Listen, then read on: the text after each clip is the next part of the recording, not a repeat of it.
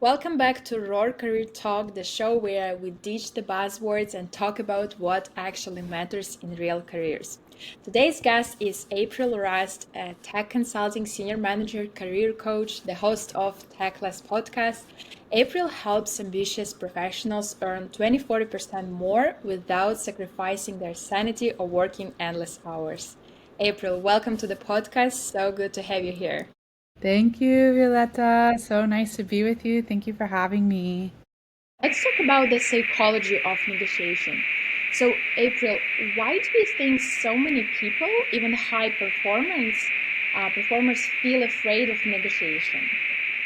Yeah, I mean, I think you hit it already on the head, right? Is that it's the fear aspect. So there's the fear of being rejected, there's the fear of being seen as ungrateful. And by rejected, what I mean is like fear of being ridiculed. Oh, it's saying I'm thumbs up. I'll put my thumbs down. Fear of being ridiculed or embarrassed, but it's also the fear of rejection in the sense, am I going to lose my job because I'm asking to be compensated for what I believe, my contributions are worth to the company. Fear of essentially losing one's position, fear of being seen as ungrateful. I think you know, some of this, right, is my opinion, right?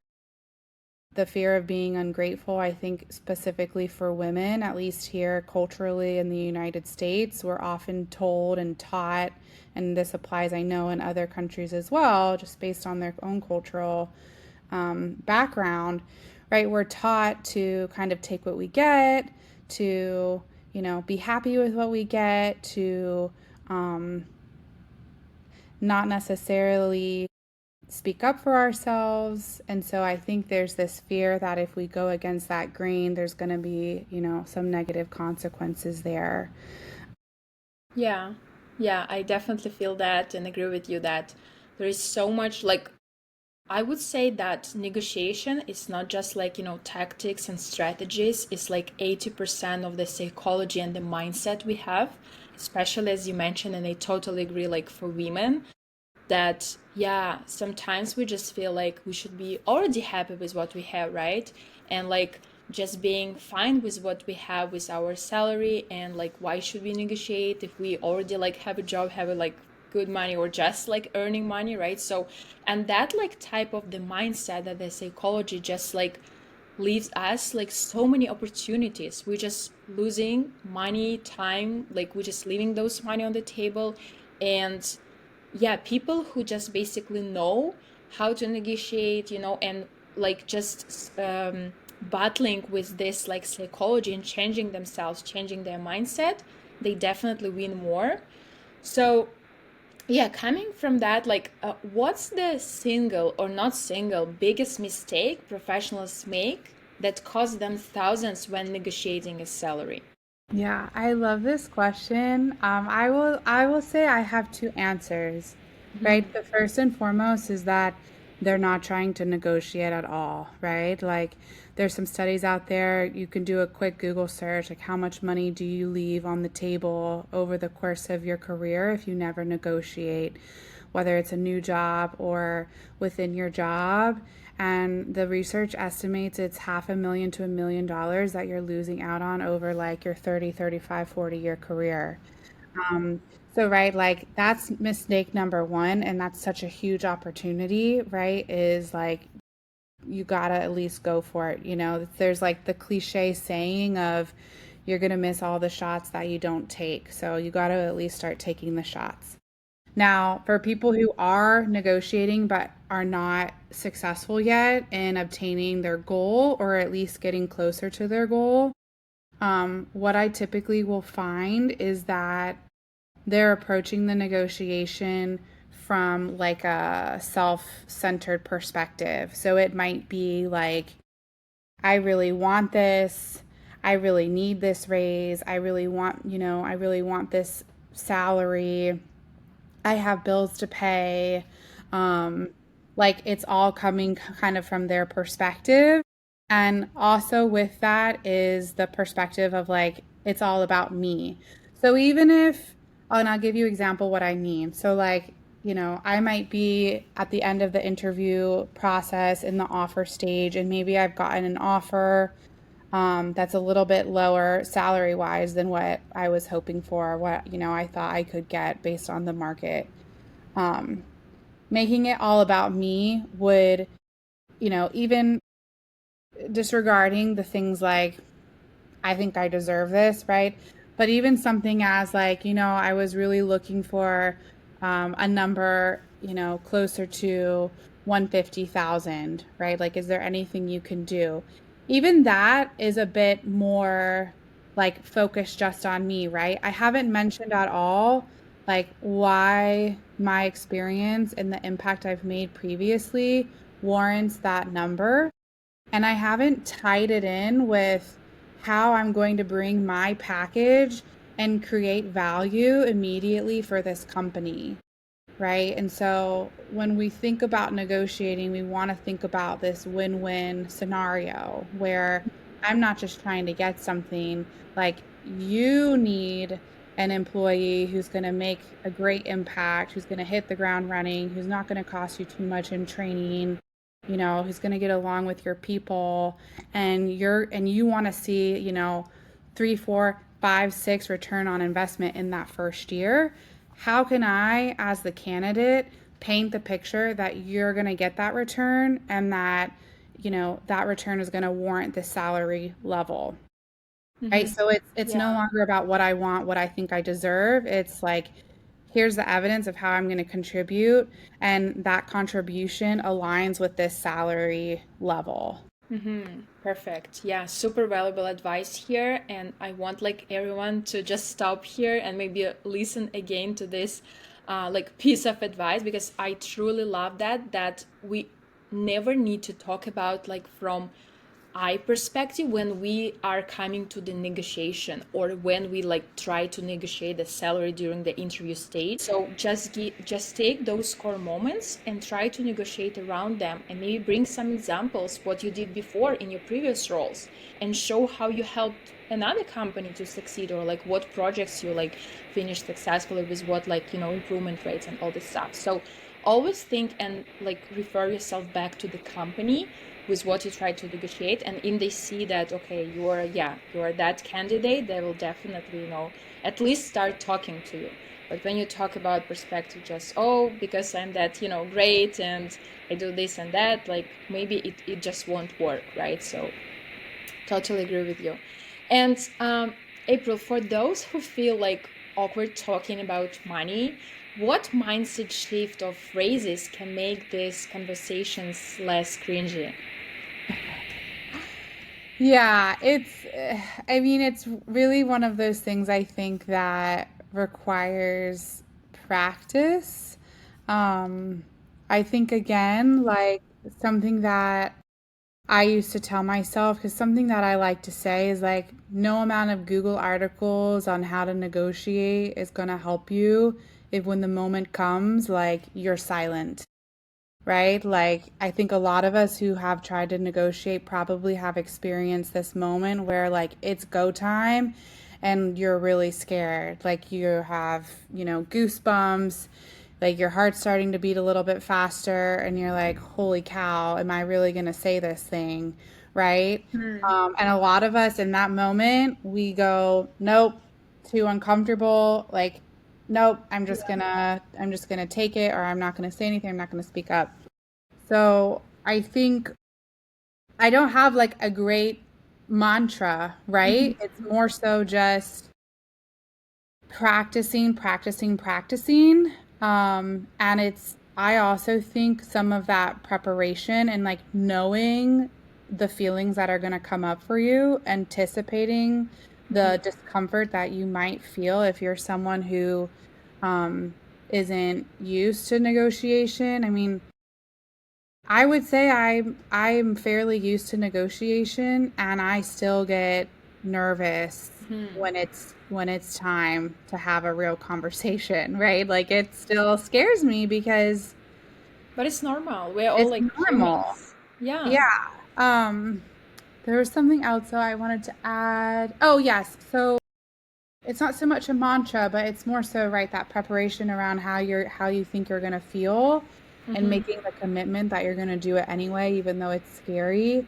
And what I do find to be helpful for myself and some of my clients is like we'll have them write down like what they want to say.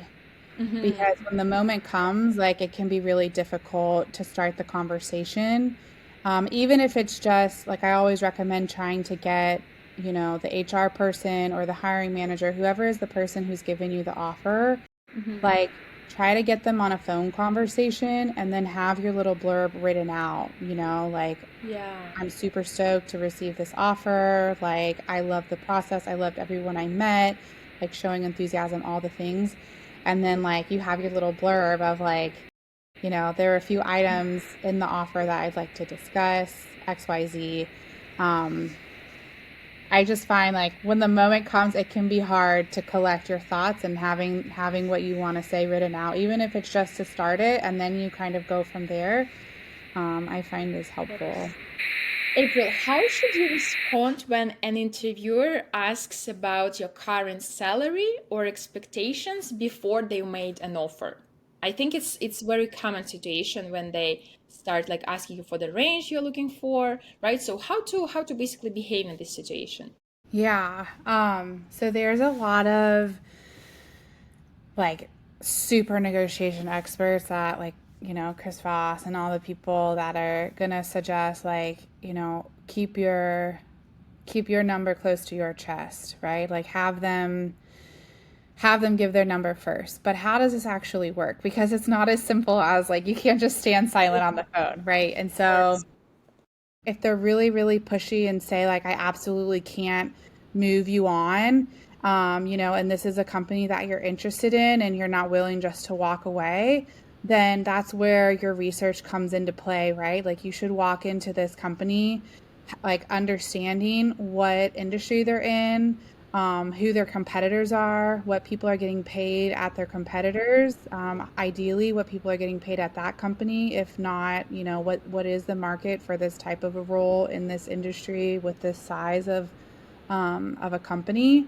And then I think this isn't just me, like any negotiation advice is going to say like go in at a higher range. Don't just give a number, give a range. So if you really think that your work, you know, corresponds with, let's just say, $100,000, like go in at, 109 to 118 or 112 to 125 kind of a thing.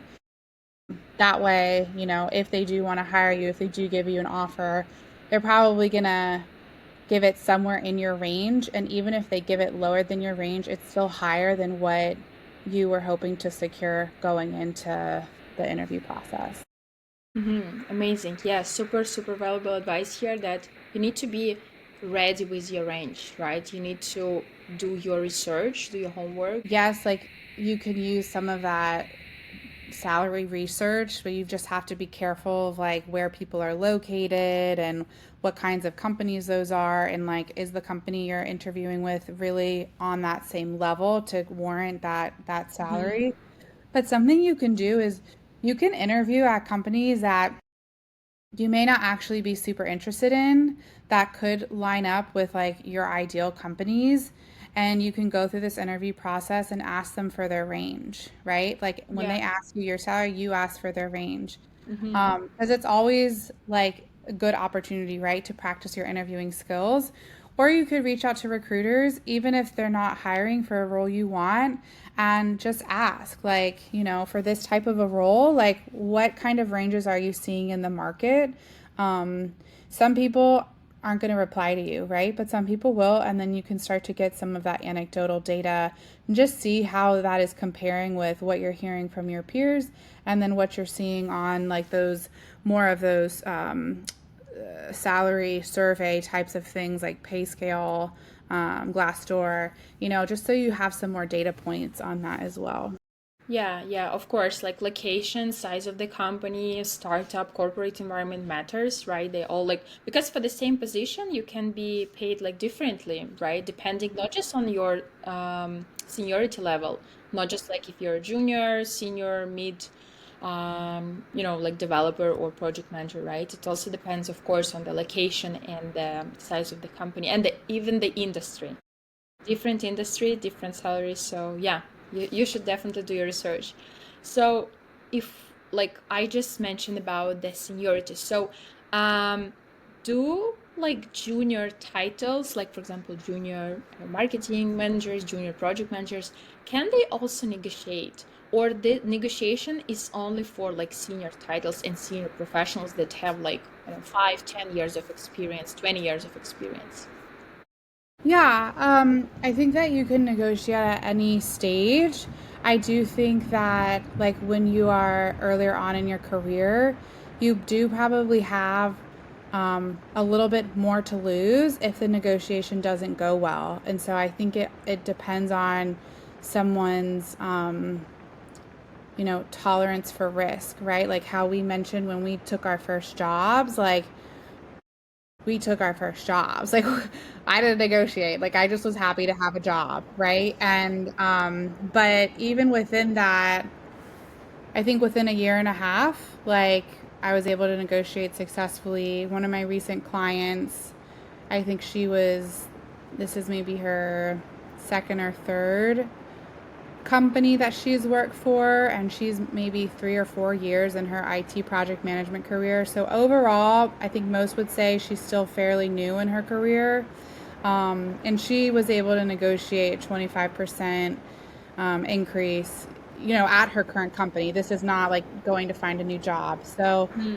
it is possible. And I also think the other thing here, right, is that when you're newer in your career, a lot of times what we see is like people will take that first job and they don't negotiate. And then their skills and their value they're delivering grows exponentially compared to how their first two, like one, two reviews go. That's why a lot of people in the tech world, like they go out and they find new jobs because it is oftentimes more easy to go get a 20-40% increase with a new job than it could be in your current company.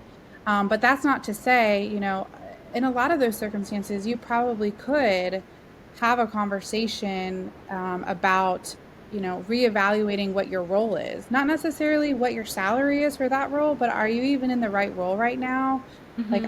Have you just grown exponentially that you really are you're operating at such a higher level? I think we see that in the tech world, right? And probably other industries as well. Um, so yeah, I mean, it doesn't matter where you're at in your career. You can still negotiate. It's about finding, what does your employer want, what's important to them, and how can you marry what's important to you up so that there's that win-win solution. Yeah, win-win situation here. Yeah, for sure. Like negotiation isn't like it's not just about the base salary, right? So how can people effectively negotiate for more time, for example, like remote days, flexible hours, extra PTO, and can we negotiate for them, or we can just talk about the money? I hope you can still hear me because we're getting a really big thunderstorm here and Yeah, there's like I was about lightning. to ask Woo! because it's in my head, I'm like, is it raining or like what's going on? Wow. So I do think that this answer is very dependent on the type of company you're working for. If you're working for a startup or you're working for maybe, a boutique consulting firm that's not necessarily super mature in size or like years of business, I think there's more flexibility there to negotiate because they don't necessarily have hard and true HR policies around PTO, um, around flex work, right? Whereas, like, at a much larger corporate company, they've got set days and, like, that's what you're getting. Now, can you ask about it? Of course, you can still ask about it. I really think the risk level for asking about these other benefits, even at a larger company, is pretty minimal. Um, and then what I like to suggest is what I call the decision tree. So you write out, on your piece of paper, your Google Doc, you write out what are the things that are the most important to you in this job. Is it the money? Is it getting exposure to certain types of technology or to certain types of project management work? Is it exposure to enterprise projects versus smaller projects?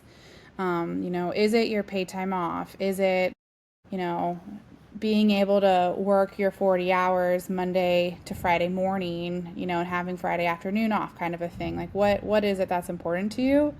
And then I do think, in that first screen, if there's something that's super, super important to you, I do think in that first screen it's worth bringing it up. I'll give an example. A few years ago, I was interviewing at a consulting firm, and I really loved the firm.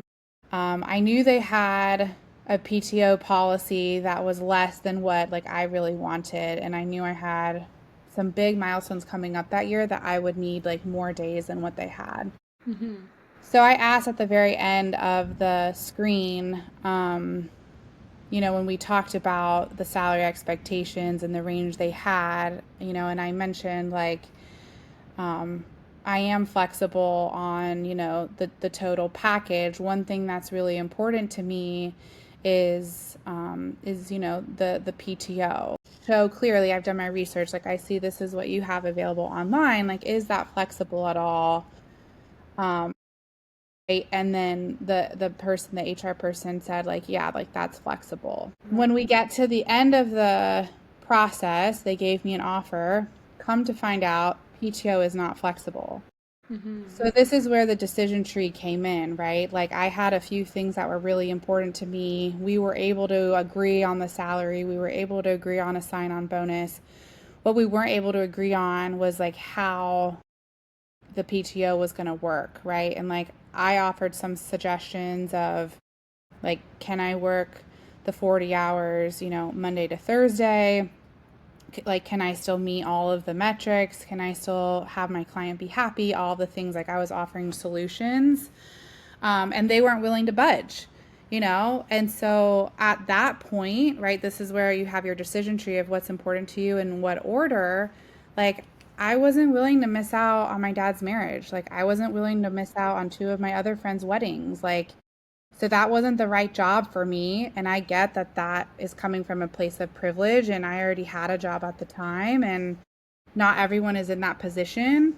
But when it comes to negotiating, you know, things that aren't money, right? Like you have to look at what's super important to you, and are you in a position to walk away, right? Are you going to feel comfortable walking away if they say it's not possible? Mm-hmm.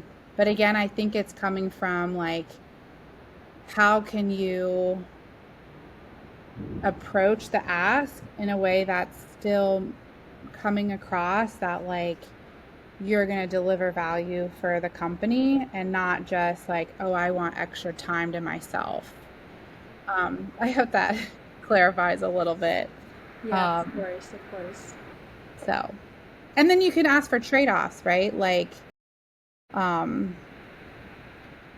like I think I even said like I'd be willing to take like a lower salary, like in exchange for some more flexibility with the Mm-hmm. PTO, right? So like trying to make some substitutions for certain asks so that the total compensation package is still equitable for them, right? Like I'm not asking for this ginormous salary plus all these extra things that they normally wouldn't give someone. Um, and sometimes knowing, like, I think what's really important in the negotiation is like knowing your position, knowing where you stand, if, and knowing what the worst case scenario is, right? So, like, I knew going into it that they could say like no, or they could even be like, I just don't even want to deal with this person anymore because she's asking for too much. And I Mm-hmm. was willing to accept that, right? And so thinking about like, what's the likelihood of this possibility coming to fruition, and am I okay with that if it does? And then you can kind of proceed with your plan from there based on, your tolerance to that risk and the likelihood of that risk. Love it. Yeah, especially the thing that you mentioned, like decision tree, to align on what's important for you first, right? And see like if you can negotiate around that. So Mm-hmm. I can also, like, you reminded me literally about my own example. when I joined one of my startups where I worked at as a project manager. I didn't care about the benefits. I didn't care about the PTO. For me, it was not really that important. I was scared, of course, about my like base salary, right? But I was also I was excited and happy to join that like fast-paced environment. I wasn't looking for the corporate mode. I wasn't looking for strictly like Monday to Friday, 9 to 5. So in my decision tree, right, it was my first, okay, is it like how much is this fast pace? Because my goal was to learn as much as possible as fast as possible, and I specifically like joined that type of company because I knew that okay, at this time of my life, at this moment where I don't have that much responsibility in my life, I can, sacrifice some of my time, for example, like stay after work, right, like maybe work more than I need to work, but I did that because I wanted to do that. That was my main goal, even if it's like, sounds crazy, right? That I didn't care about the benefits or something. Like, of course, if they would come with my package, of course I would be happy, right? But yeah, at that time in my decision tree, right, I care about like these things. For now, of course, I care like along with my career progression, I care about another things. But I really love how you mentioned, April, like is it like what's the work mode, like environment you care about? Is it like remote work or hybrid? If the company is hybrid and for you it's important working remotely, see if you can negotiate that part. If you can negotiate that you will work remotely and maybe just come to office like once a month, like twice a month. So yeah, it's not just about the base salary, it's also about like what's important for you. And I think it's very important to mention and maybe remind everyone that you can negotiate not just your money but also your time. So yeah, this is very important. I'm really glad that we raised this. Okay. And yeah, if someone accepted a job without negotiating, I think this could be the case, right? And then they just like start reassessing their actions. So is it ever possible to renegotiate after starting the position? Yeah, that's a toughie. I think what I would say, I really don't like the answer like, oh, it depends. I think what I would say is like,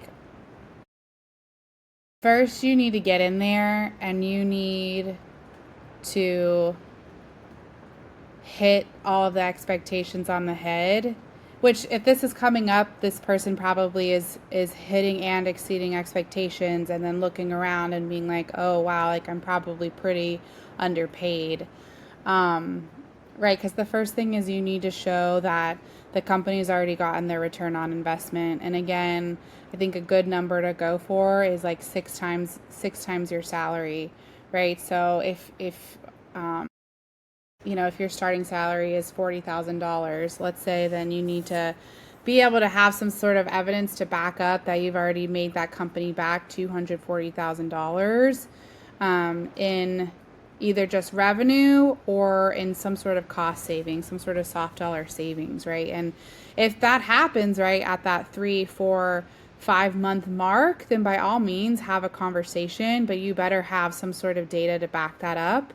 Otherwise, if you've got that 6 month review period, starting conversations before then, or at that 12-month period, like again, starting conversations before that. But you really have to have like absolute stellar performance, in my opinion, to even really start having that kind of a conversation.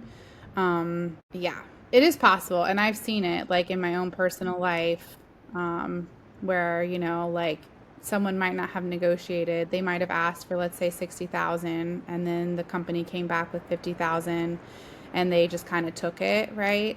I have seen where, in a few instances, where the company has given them like a one off bonus or a one off raise a few months in. Maybe I like to think because they were expecting that person to counter, and so they had some more money left in their pocket. But that's just those are my guesses, right? I have no idea. But I would just I would say for that, right? Like we're always thinking about the risk involved. I think the risk in that situation is much higher.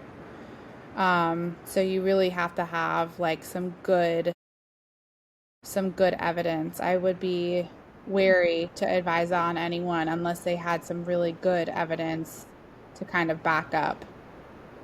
Right. So, Or always negotiate like before you accept that job offer, right? This is your time before you're joining the company. And yeah, this is super also like, valuable advice, like what to do just in case you join the company, you worked for like 2, 3 months, and then you realize that, okay, based on what I'm responsible for, based on how I'm performing, right, I might ask or to renegotiate my salary or like additional, time off or so. So yeah, you need to have that evidence. That's for sure. Okay, and one of the like also I think important questions is that what to do or like what steps to take if you like discover that you are underpaid, right? Maybe in the conversation, the casual conversation with your colleague, maybe it happens like you are already in the position 1 year or just like 3 months. So what to do in this case? Like what are basically the steps? Should I like start looking for another job, or should I go to HR, or like just like going home and crying about how this world is not like right and fair? So yeah, what are the steps here? yeah, I love this question because I was in a similar situation, and one of my clients, Sarah, recently, she was in a similar situation, and so I think the first thing that I think a lot of us probably skip is like letting ourselves feel whatever kind of emotions are coming up. I think so often we might be upset that we're like, I have to fix this immediately. And a lot of times we jump to, I got to find a new job. But probably 9 times out of 10, I think that the truth is like we're in this situation because we either didn't do our homework, we didn't try to negotiate in the first place. I would say very rarely, like a company is actually intentionally trying to take advantage of us. Like they're taking care of themselves. It's our job to take care of ourselves. And I fully believe in like, how have we contributed to this circumstance versus like blaming our employer. So I think that's the first thing, right? Is like feel how you feel and don't make any decisions for like 1 to 2 days. True. And Calm then, down those emotions first, then act. yes. And like I know it's hard because I've been there and it's really difficult. The second thing I would say is like make a commitment to trying to make it work in your current job. If you like everything else except for the fact you've discovered that you're underpaid. And the reason that I say that is because often we will hide from going through something difficult, or we will hide from having difficult conversations. But if you're not able to have a difficult conversation with someone you already have trust with, like imagine how much more difficult it's going to be at a new company trying to go through the same process over again, right? Yeah. So that's the second thing, right? Like take some time to yourself before you make a decision and then make a commitment to trying to make it work at your current company. And then actually, how do you go about it?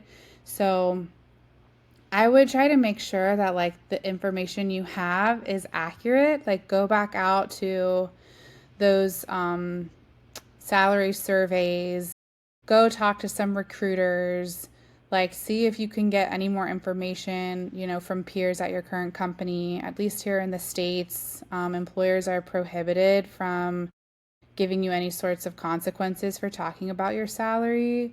So like that's fair game. I know a lot of companies will say like don't talk about it, but like you can and you really should. Having that transparency is gonna better prepare you. So kind of fact check it, right? So we've got feel your feelings, make a commitment on trying to work it out with your current company, fact check it, and then the next step in that process is like really get real with yourself on your performance and the impact that you're having.